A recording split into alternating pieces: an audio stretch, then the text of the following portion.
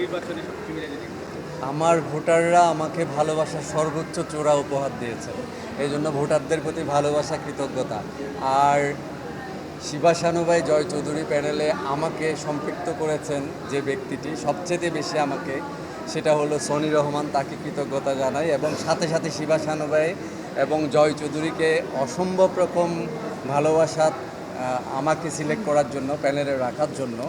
Thank you very much. আর আমার ভোটারদের প্রতি সত্যি আমি কৃতজ্ঞ। ভালোবাসা, এই ভালোবাসা শোধ করার নয়। প্রথমে হলো আমি নবনির্বাচিত আমার প্রেসিডেন্ট এবং আমার সেক্রেটারিকে অনেক অনেক কৃতজ্ঞ তাদের কাছে যে আমাকে পারফেক্ট মনে করেছে বলেই মনে হয় আমাকে সেই সুযোগটা করে দিয়েছে।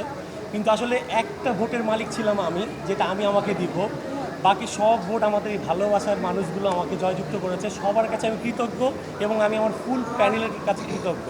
সবাই আমার জন্য আশীর্বাদ করবেন যেন শিবা শানু ভাই এবং জয়ের দ্বারা আমরা পুরো টিম ভালো কিছু উপহার দিতে পারি, যেন নেক্সট টাইম আমাদের আর ভোট চাইতে হয় না, ভালোবেসে সব আমাকে ভোট দেয়। আসলে অনুভূতির কথা বলার আগে আমি যেটি বলবো যে আমি কৃতজ্ঞতা জানাই আমার বাংলাদেশ চলচ্চিত্র শিল্পী সমিতির সকল সদস্যদেরকে, যারা আমাকে এবারে সাংগঠনিক সম্পাদক হিসাবে নির্বাচিত করেছেন। সবচেয়ে বড় যে বিষয়টি, গত পিরিয়ডে কিন্তু 19 দিন আগে ভোটার হয়েছিলাম, 19 দিন পর নির্বাচন করে আমি নির্বাচিত হয়েছিলাম। তো সেই নির্বাচন করে 2টি বছর কমিটিতে ছিলাম এবং এই কমিটিরই কিন্তু সুব্রত দা, জেকি ভাই, দিয়ে তাই ভাই, তারপরে এদিকে আছেন আমাদের নবনির্বাচিত সাধারণ সম্পাদক জয় চৌধুরী।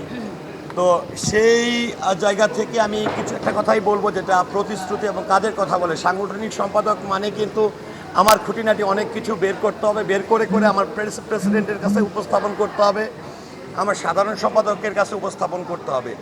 আজকে থেকে আমি একটি কথাই বলবো, আমি কমিটির না, সাংগঠনিক সম্পাদক হিসাবে আমি সকল শিল্পীর এবং শিল্পীদের সকল বিষয় আমার ক্যাবিনেটের কাছে উপস্থাপন করার জন্য আজকে থেকে আমি টোটালে প্রস্তুত।